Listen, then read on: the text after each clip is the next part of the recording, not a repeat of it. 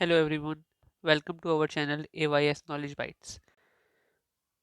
आज मैं डिस्कस करने वाला हूँ वो इंटरव्यू क्वेश्चंस जो मैंने फेस करे थे डिलॉयट यूएसआई में risk and financial advisory profile के लिए। सबसे पहले मैं क्लियर कर दूं, जो मेरा इंटरव्यू हुआ था वो हुआ था रिस्क एंड फाइनेंशियल एडवाइजरी की वैल्यूएशंस वाली पोस्ट के लिए। मेनली इसमें दो पोस्ट होती है, एक वैल्यूएशन और एक ट्रांजैक्शन, जहाँ तक मुझे नॉलेज है। मुझे इस चीज़ की ज़्यादा नॉलेज नहीं है क्योंकि मैंने इस फील्ड में कभी काम नहीं किया, बस मैंने इंटरव्यू दिया था और मेरा क्लियर भी हो गया।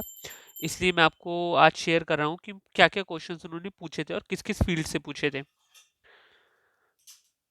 मेनली देखिए, जैसा कि मेरा वैल्यूएशन के लिए था, तो उन्होंने मेनली मुझसे वैल्यूएशन रिलेटेड क्वेश्चंस ही पूछे थे। और उन्होंने मुझसे टेक्निकली वैल्यूएशन रिलेटेड क्वेश्चन वो नहीं पूछे, जहाँ तक मुझे लगता है जो वो काम करते होंगे। उन्होंने वो पूछा जो हम काम कर चुके हैं लेकिन वैल्यूएशन के लिए इंपॉर्टेंट है। जैसे कि सबसे पहले पीपीई का वैल्यूएशन, और पीपीई के कैपिटल वर्क इन प्रोग्रेस, इस पे उन्होंने बहुत मेन ध्यान दिया था। इससे काफ़ी क्वेश्चन पूछे थे उन्होंने, कैपिटल वर्क इन प्रोग्रेस से रिलेटेड, उसके डेप्रिसिएशन से रिलेटेड, और इन्हीं से रिलेटेड इन्होंने एक और पूछा था बोरोइंग कॉस्ट का। तो आपको इन चीज़ों की अच्छी नॉलेज होनी चाहिए अगर आप इस पोस्ट के लिए अप्लाई कर रहे हैं तो।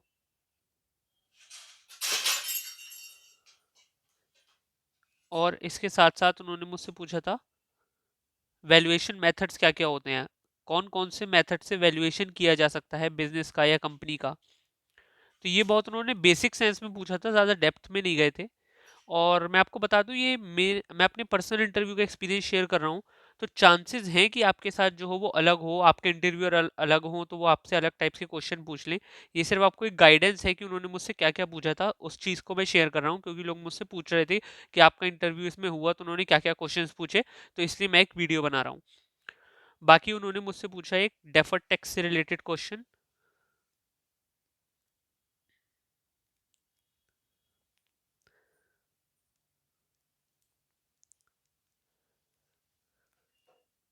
डेफर्ड टैक्सेस का उन्होंने मुझसे मेनली पूछा कि टाइमिंग डिफरेंस क्या होता है। तो मैंने उन्हें बता दिया था कि टाइमिंग डिफरेंस क्या होता है। उसके बाद वो परमानेंट और टेम्परेरी वाला क्या होता है वो मैंने बता दिया था।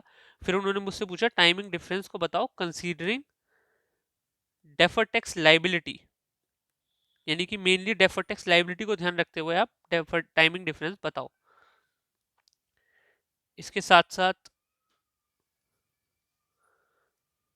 उन्होंने मुझसे एक जनरल बात पूछी थी कि 2017 में कोई यूएसए का, उन्होंने खुद ही बताया था, मुझे उस चीज़ की नॉलेज नहीं थी कि यूएसए में कुछ रूल्स आए थे, या जो भी आप उसे बोल रहे हैं, ट्रम्प गवर्नमेंट में, कि 100% डेप्रिसिएशन अलाउड कर दिया था उन्होंने in the year of purchase only. मैंने उनसे बोला था कि सर मुझे इस चीज़ की नॉलेज नहीं है, जो आपने मुझे बताया मैं इस चीज़ से अवेयर नहीं हूँ।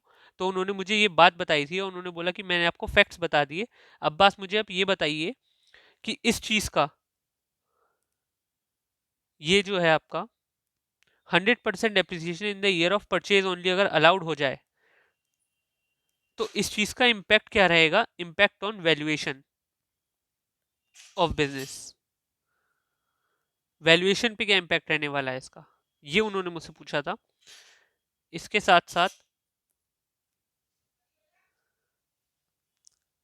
उन्होंने मुझे एक ट्रांजैक्शन दी और बोला उनका उसका इम्पैक्ट बताओ फाइनेंशियल स्टेटमेंट्स में। वो आपको कोई भी एक ट्रांजैक्शन दे सकते हैं, impact of any transaction on financial statements. उन्होंने जो मुझे ट्रांजैक्शन दी थी वो दी थी purchase of land against issuing of debentures.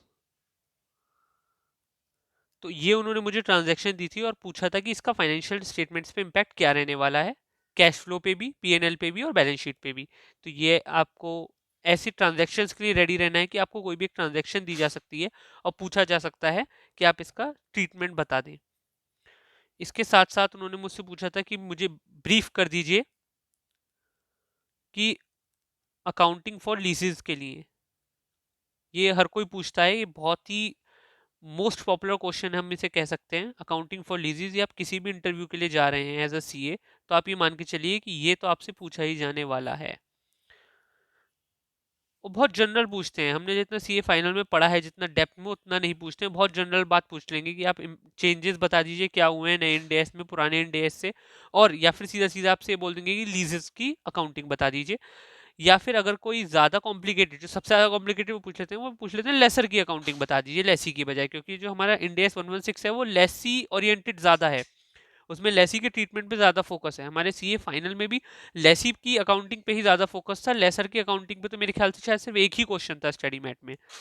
तो आपको ये, आप फिर भी दोनों तरफ देख के जाइएगा, लेसी भी और लेसर भी ढंग से देख के जाइएगा, क्योंकि लेसर भी बहुत लोग पूछ लेते हैं। उसके साथ साथ जो एक वैल्यूएशन रिलेटेड क्वेश्चन उन्होंने मुझसे पूछा, वो उन्होंने पूछा वैल्यूएशन करते टाइम हमारे लिए डेट बहुत इंपॉर्टेंट होता है, क्योंकि उससे हमारे बिजनेस का फाइनेंशियल स्टेटमेंट बहुत हमारे बिजनेस की वैल्यूएशन बहुत चेंज हो जाती है, अगर आपका डेट ज़्यादा है या कम है, कितना डेट है। तो उन्होंने मुझसे पूछा जब आप लीजेस कंपेयर करते हैं, तो लीजेस वैसे तो लेसी के पॉइंट ऑफ व्यू से एक ही टाइप की अकाउंटिंग होने वाली है, ROU एंड लीज लाइबिलिटी, अगर वो एक्सेप्शन में नहीं है। लेकिन वैल्यूएशन के लिए तो हम इसे अलग अलग ही करेंगे, फाइनेंशियल लीज और ऑपरेटिंग लीज वैल्यूएशन है। अब यहाँ ध्यान रखिएगा, वैल्यूएशन की बात हो रही है, अब आप अपने इंडिया से हट जाइए। तो जब वैल्यूएशन हम कर रहे हैं तो इन्हें अलग अलग ही कंसीडर करेंगे। तो अब इन दोनों की लेकिन अकाउंटिंग सेम है, लीज लाइबिलिटी आने वाली है, तो इस लीज लाइबिलिटी को ऐड करना है डेट में या नहीं, और कौन सी का होना है कौन सी का नहीं होना। तो आंसर इज, मैं बता देता हूँ आपको, ऑपरेटिंग लीज का नहीं होना होता, फाइनेंशियल लीज का डेट में होता है। आपको ये ध्यान रखना है।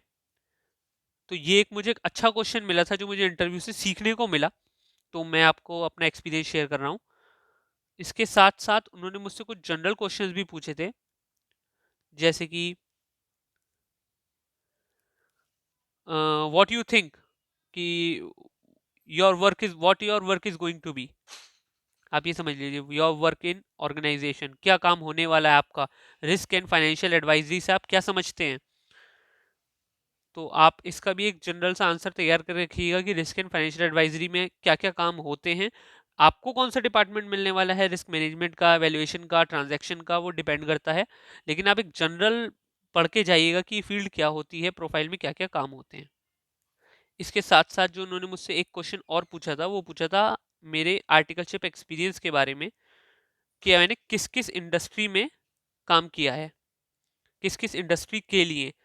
तो फिर उन्होंने मुझे पूछ लिया कि स्पेसिफिकली आप ये बताइए, बस उन्हें यही जानना था, जो उनका मेन मोटिव था, कि आपने बैंक ऑडिट्स किए हैं, अगर किए हैं तो उससे रिलेटेड भी वो आपसे क्वेश्चन पूछते हैं।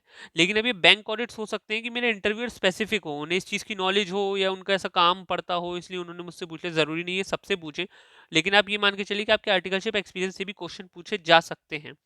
इसके साथ साथ आपको जनरल क्वेश्चन तो तैयार करनी ही है, जो मैंने मैंने वो सब चीज़ें डिस्कस नहीं करी हैं, कि tell me something about yourself, या कोई भी एचआर लेवल का क्वेश्चन, या फिर नॉर्मल टेक्निकल आपको इंडेक्स कौन कौन से कवर करने होते हैं जो इंपॉर्टेंट होते हैं, 115 116, उसके लिए मैं एक अलग वीडियो बना दूंगा। ये वीडियो मैंने स्पेसिफिकली इसी चीज़ के लिए बनाई है कि रिस्क एंड फाइनेंशियल एडवाइजरी के लिए मेन मेन क्वेश्चन मुझसे क्या पूछे गए थे, ताकि लोगों को आइडिया मिल पाए कि इसके लिए उन्हें क्या क्या तैयार करना है, कौन कौन से क्वेश्चन पूछे जाने वाले हैं। अगर आपको ये वीडियो पसंद आई हो तो इसे लाइक करें, हमारे चैनल को सब्सक्राइब करें। और मैंने काफ़ी इंटरव्यूज़ दिए हैं रिसेंटली, अगर आप चाहते हैं कि मैं किसी और ऑर्गेनाइजेशन का जो कॉमन हो, स्पेशली बिग फोर, उसकी किसी भी फील्ड के लिए आप जानना चाहते हो, तो मुझे कमेंट बॉक्स में लिख के बताइए, मैं उसके क्वेश्चंस भी अपने आपके लोगों के साथ शेयर कर दूंगा। ये मैंने इसलिए शेयर करें क्योंकि मेरे पास काफ़ी लोग पूछ रहे थे इस पोस्ट के लिए कि क्या क्या पूछे क्वेश्चन, इसलिए मैंने इसकी वीडियो बना दी है। मेरे पास और भी मैंने इंटरव्यूज जो दिए हैं उनके क्वेश्चन मैंने लिख के रख रखे कि क्या क्या पूछे थे, उनकी भी मैं वीडियो जल्द ही बनाने वाला हूँ। तो थैंक यू गाइस, आप लोगों को चैनल प्लीज़ लाइक करें, सब्सक्राइब करें। Thank you.